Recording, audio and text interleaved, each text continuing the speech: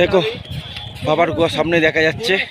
এখান থেকে আর 1 কিলোমিটার বাবার গুহা যেতে হবে। এই হচ্ছে ঘোড়াপাড়া, যত ঘোরা করে আসবে সব এখানে নেবে। এবার বাবার দর্শনের জন্য 1 কিলোমিটার পা হেঁটে যেতে হবে। এখান থেকে বাবার গুহা দেখতে পাচ্ছি। এতদিন যা আমরা ভিডিওতে চোখের সামনে দেখেছি, আজকে সেই বাবাকে চোখের সামনে থেকে দর্শন করতে পারবো একদম।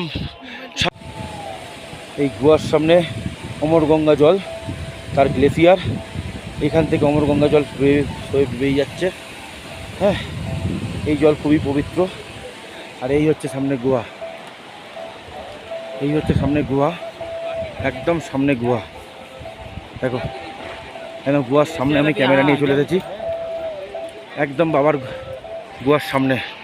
এরপর আমাকে জমা রেখে ভেতরে গর্ভ গিয়ে দর্শন করতে যেতে হবে।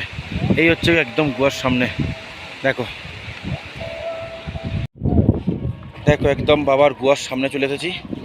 এখান থেকে এবারে বাবার গুহা যাব, বাবাকে দর্শন করে তারপর আসবো।